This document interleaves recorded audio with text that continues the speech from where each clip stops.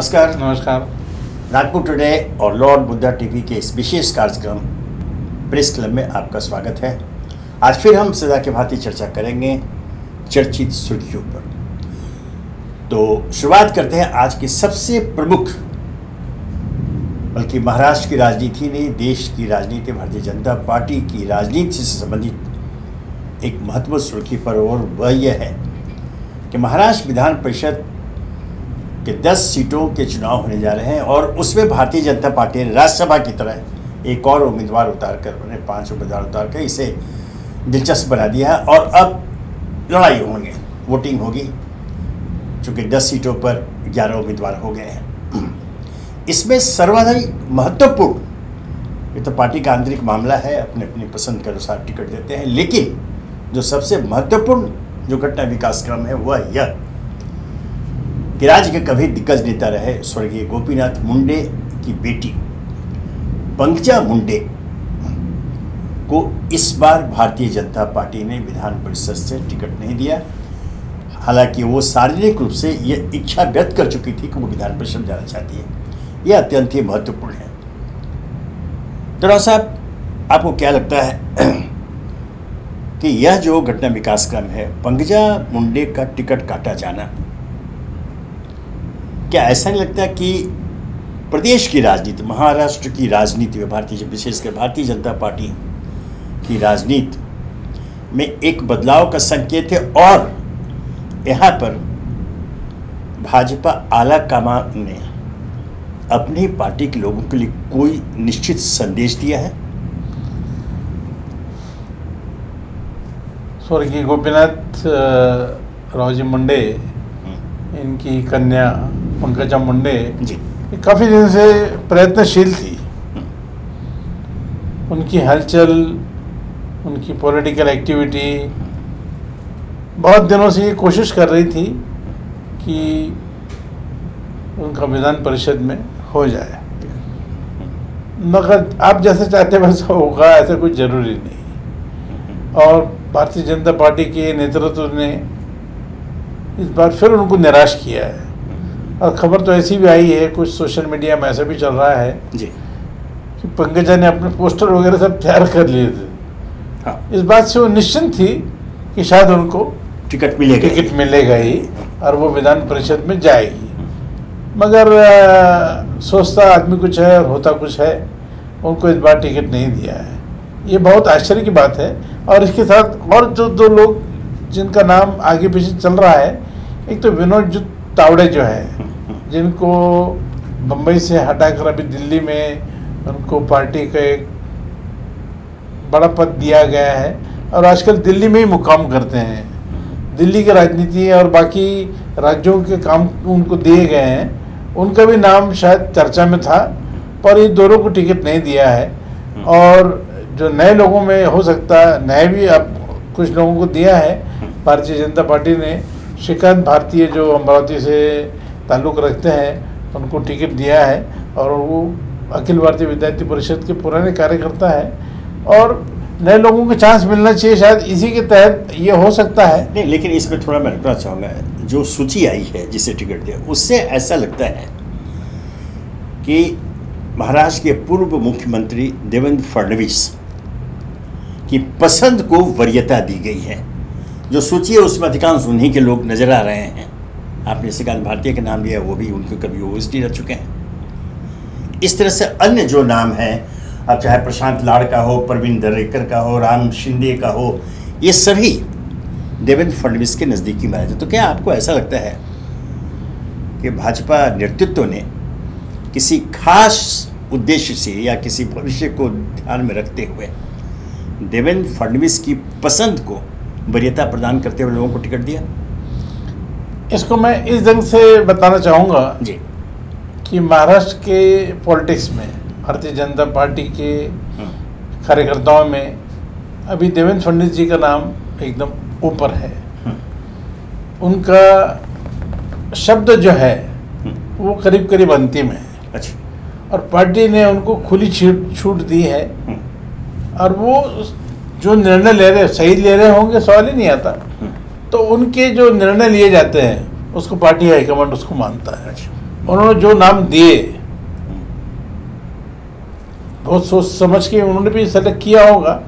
तो उन्होंने अगर बोला है कि श्रीकांत भारती को देना है और पंकजा को नहीं देना है, तो पार्टी हाईकमांड जो है वो मान लेता है। तो आज की तारीख में देवेंद्र फडणवीस जो है महाराष्ट्र की राजनीति में भारतीय जनता पार्टी के लिए एक बहुत महत्वपूर्ण व्यक्ति है और यहाँ उनका ही बोलबाला है।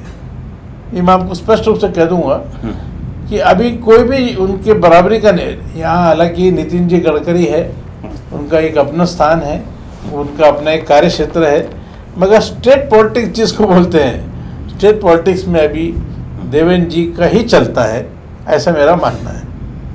नहीं सही, ये तो सूची देखने से लगता है। लेकिन एक बार फिर पंकजा मुंडे के ऊपर, क्योंकि जैसा आपने कहा कि उनका जो एक उनकी अपनी इच्छा थी और उनका जो पार्टी में दबदबा रहा है, और जब देवेंद्र फडणवीस के नेतृत्व में यहाँ महाराष्ट्र में भाजपा की सरकार बनी थी तो वो मंत्री भी बनी थी, और ऐसा माना जाता था कि देवेंद्र फडणवीस के भी नज़दीक हैं, ऐसा उस समय यह माना गया था, राजनीतिक विश्लेषकों का मानना था। और अब उनको हाशिए पर रखकर क्या आपको ऐसा लगता है कि पश्चिम महाराष्ट्र की राजनीति में कुछ उथल पुथल की संभावना है? देखिए, कोई उथल पुथल वगैरह मुझे नहीं लगता है। पंकजा मुंडे जो है अभी 2-4 दिन 8 दिन थोड़े दिन तक उनकी रिएक्शन रहेगी, मगर इसके आगे आप कुछ भी नहीं कर सकते। और सोशल मीडिया में आप शायद प्रभावी हो जाए, आप कुछ अपनी भड़ास कहीं निकाल सकते हैं, मगर एक बात तो तय है कि कभी पंकजा ने अपने आप को मुख्यमंत्री पद का भी दावेदार किया था, और वो उन्होंने हमेशा नेतृत्व को चुनौती दी, नेतृत्व को चुनौती दी है। और जिसको नेतृत्व को आप चुनौती दे रहे हैं वो व्यक्ति अगर शक्तिशाली होता जा रहा है, मैं उल्लेख करना चाहूँगा देवेंद्र जी का, तो वो क्या करेगा फिर? वो तो अपने जो प्रतिद्वंदी है उनका हिसाब तो रखना होगा ना। तो उन्होंने जो किया, पंकजा को कोई दूसरी जगह मिलेगी, कोई दूसरी पार्टी की जवाबदारी भी दी है उनको, मगर अभी महाराष्ट्र के विधान मंडल में, चाहे विधानसभा हो या विधान परिषद हो, वहाँ जाना फिलहाल तो मुझे लगता है उनके लिए थोड़ा मुश्किल है, क्योंकि बहुत दिन के बाद ये चुनाव होते हैं। ये अगर इसमें मौका नहीं है तो अभी इसके बाद सिर्फ 2024 का जो चुनाव है वहाँ से आपको फिर से लड़ना होगा। फिर से आप अगर सरकार आई भारतीय जनता पार्टी की, फिर आपको देवेंद्र जी अगर फिर से दावेदार रहे, उनको पार्टी ने माना, उनको अगर मुख्यमंत्री फिर से बनाया, तो फिर से आपको उनके साथ काम करना पड़ेगा, उनके साथ आपको कंधे से कंधा लगाना।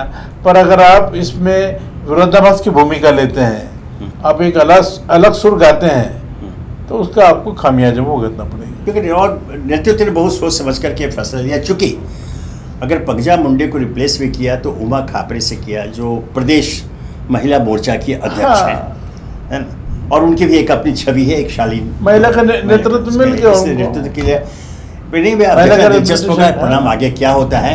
फिलहाल हमारे सहयोगी राव साहब के अनुसार अभी ऐसे कोई संकेत नहीं है कि पार्टी के अंदर या महाराष्ट्र की राजनीति के ऊपर इसे लेकर कोई उथल पुथल हो।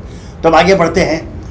एक फिर महत्वपूर्ण जो संकेत मिल रहे हैं वो यह, जो भारतीय जनता पार्टी से संबंधित है, जो पिछले दिनों भारतीय जनता पार्टी ने जिस प्रकार अपनी राष्ट्रीय प्रवक्ता नुपुर शर्मा और दिल्ली प्रदेश इकाई की मीडिया प्रभारी नवीन जिंदल को पार्टी से, नुपुर शर्मा को निलंबित किया और नवीन जिंदल को निष्कासित किया, ये देखो, इसे लेकर के संघ परिवार और कुछ हिंदू संगठनों में नाराजगी की खबर आ रही है, वो खबर आ रही है। तो और ये शांत नहीं हुआ, जैसे लगा था कि तत्काल कार्रवाई करके वो केंद्रीय नेतृत्व ने वो जो भी इसी सुगबुगाहट है, असहजता की, उस पर पूर्ण विराम लगा दिया, लेकिन ऐसा लग नहीं रहा है। अब लोग खुल करके बोलने लगे हैं। पूर्व केंद्रीय मंत्री उमा भारती भी सामने आ गई, उन्होंने नुपुर शर्मा का समर्थन कर दिया।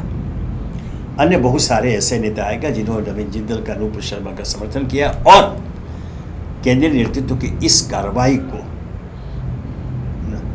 नाइंसाफी बताया। देखिए, जब भी ऐसी कोई बड़ी घटना होती है तो दो मत प्रभाव हो जाते हैं। और जैसा आपने बताया, संघ परिवार के कुछ और घटक जो उनके सहयोगी है, उमा भारती है, चाहे डॉक्टर सुब्रमण्यम स्वामी हो, ऐसे कुछ लोग जो है वो हमेशा एक अलग राह चलते हैं। मगर भारतीय जनता पार्टी जो देश का नेतृत्व कर रही है, देश का जिनके हाथ में सत्ता है, उनको एक कड़ा निर्णय लेना जरूरी था। और जो OIC है, ये मुस्लिम राष्ट्रों का जो समुदाय है, जो ये जो घटना हुई इसके ऊपर जिस ढंग से वो लोग रिएक्ट हुए, उसको उस जंगल की तरफ आग फैल रही थी, उसको बुझाना बहुत ज़रूरी था। अगर ये नहीं होता तो शायद थोड़ा डैमेज ज़्यादा हो जाता, और इसलिए सरकार ने ताबड़तोड़ जो है कार्रवाई की है नुपुर शर्मा के ऊपर और नवीन जिंदल के ऊपर। और ये स्वाभाविक है कि इसके ऊपर संघ परिवार के लोग नाराज़ी होगी, मगर उनकी नाराज़गी को दरकिनार करके सरकार जो है अपना काम करेगी।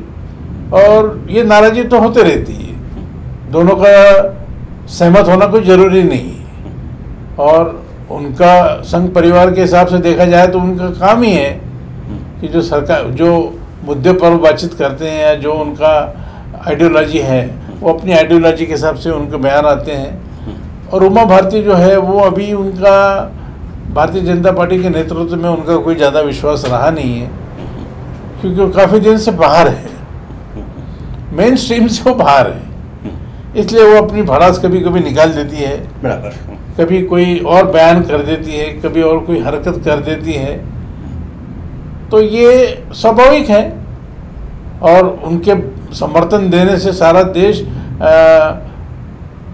उमा भारती के साथ ऐसी बात नहीं है। नहीं, एक जो आरोप जो लग रहा है पार्टी की ओर से भी, अन्य संगठन की ओर से, वह यह कि कार्रवाई तो की, लेकिन कार्रवाई कब की? जब विदेशों में इसकी आलोचना हुई, विशेषकर UAE में, खाड़ी के देशों में इसकी आलोचना हुई।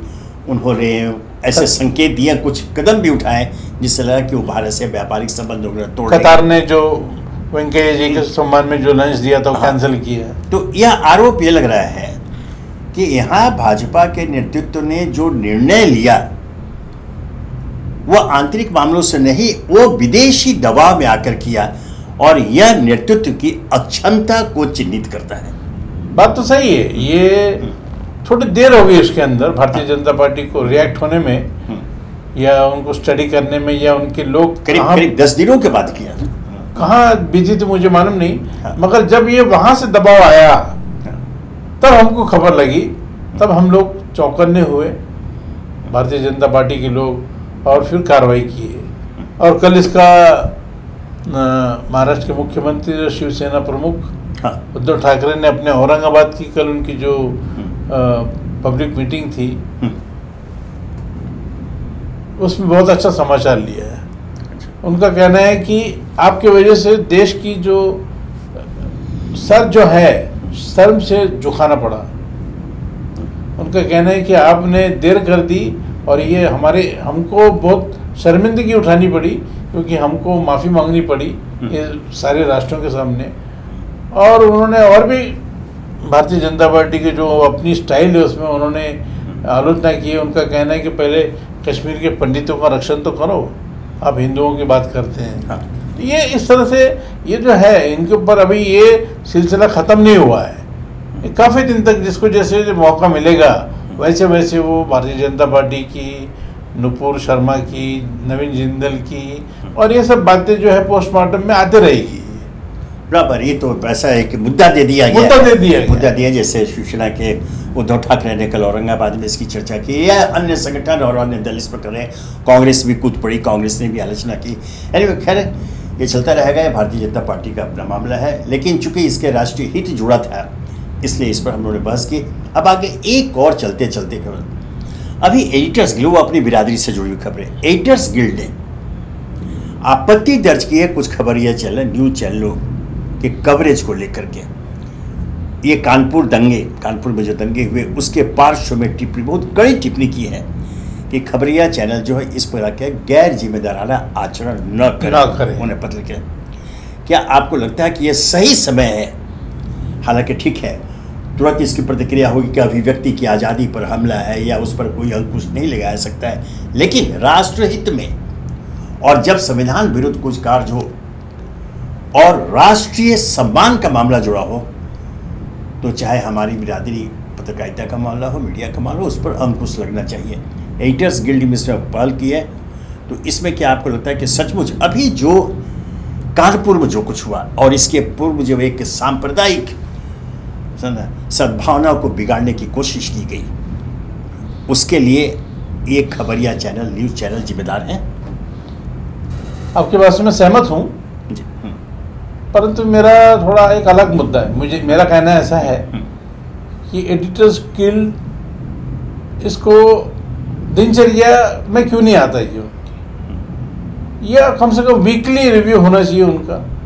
हफ्ते भर में जो खबरें आई है, हफ्ते भर में जो गलतियां हुई है, जो न्यूज़ चैनल में या अखबार में जो भी गलत हुआ है, उसका वो वीकली रिव्यू करना चाहिए। और ये एक स्टेटमेंट निकाल दिया, उसके बाद 6 महीने तक एडिटर्स गिल्ड शांत रहता है, ऐसा नहीं होना चाहिए। लेकिन अगर ऐसा करते हैं तो फिर आरोप लगे कि हमारे दैनिक रोज काम काज में हस्तक्षेप कर रहे हैं। नहीं, फिर एडिटर्स गिल्ड का मतलब क्या है? आप एक स्वतंत्र संगठन है, आपको बोलने का पूरा अधिकार है, और आपके पास कोई पिनल पावर तो नहीं है ना। आप कम से कम एक सही मायने में आप जो है उसका निष्पक्ष ढंग से आप अपनी अगर बात रखते हैं तो कुछ भी गलत नहीं है। चैनल वाले आपसे शायद सहमत ना हो, अखबार वाले सहमत ना हो, मगर आपको अपनी बात पूरी रखने का पूरा अधिकार है। एडिटर्स गिल्ड क्यों नाम दिया है? क्योंकि आप लोग एडिटर लोगों को रिप्रेजेंट करते हैं, और आपका पूरा अधिकार है कि आप जो गलत है उसको गलत बोले, सही को सही बोले।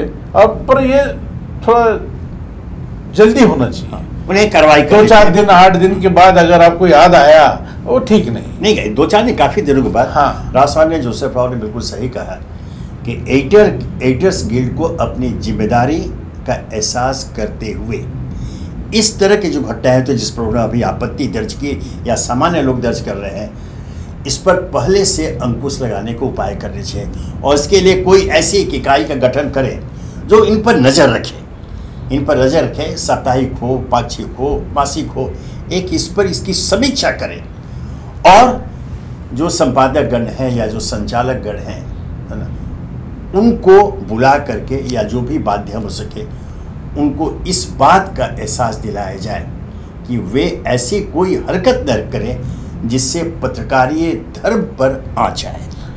मेरा इससे और एक कहना है कि हो सकता एडिटर्स गिल्ड के सारे पदाधिकारी अपने अपने कामों में व्यस्त रहते हो सकता, जरूरी नहीं कि सब लोग सुबह उठ के अखबार ही पढ़ते हैं, कई लोग और भी काम रहते हैं। इसमें एक कोर कमेटी उन्होंने बनानी चाहिए 5-7 लोगों की, जिसमें कम से कम 3-4 लोग तो अवेलेबल रहे डेली, और वो इसको मॉनिटर करे, सिचुएशन को, खबरों को मॉनिटर करे, चैनल में क्या हो रहा है, और वो रिपोर्ट करे अपने पदाधिकारी को, और वो फिर एक स्टैंड ले। बिल्कुल ऐसा होना चाहिए, ये मैकेनिज्म डेवलप होना चाहिए ताकि कोई वहां तक पहुंचे। अभी सभी संपादक इसमें सुबह उठ के अखबार पढ़ रहे हैं, जरूरी नहीं है, पर एक कोर कमेटी बनाना चाहिए 5-7 लोगों की, उसमें कम से कम 3-4 लोग एक्टिव होना चाहिए। आज समझ लीजिए मुझे कोई काम आ गया है, मुझे हेल्थ चेकअप के लिए जाना है, या मुझे इन लॉस कोई काम आ गया मुझे, तो दूसरे 3-4 लोग अवेलेबल होना चाहिए कोर कमेटी के, जो रोज ये मॉनिटर करे और वो पदाधिकारियों तक पहुंचाए अपनी बात, और इस तरह से ही इसको मॉनिटर किया। साहब का ये कहना बिल्कुल सही है कि ऐसी कोई कोर कमेटी बने जो सतत निगरानी इन चैनलों के दैनिक उनके जो कार्यक्रम होते हैं या जो बातें हैं, जो खबरें आती हैं, उस पर नज़र रख सके। चूँकि यह एक हम जो कहा जाता है मीडिया को, हमका लोकतंत्र का चौथा स्तंभ यूँ नहीं कहा जाता है, हम एक स्तंभ के रूप में लोकतंत्र हमारी मजबूती आवश्यक है। लेकिन अगर हम पर शक किया जाएगा, हम पर संदेह किया जाएगा, या हम राष्ट्र विरोधी गैर जिम्मेदाराना हरकतें करते रहेंगे, वैसी खबरों को प्रसारण करेंगे, तो हमें अपने ऊपर अगर अंकुश लगाने के लिए कोई इकाई नहीं रहती तो स्वयं को करना पड़ेगा।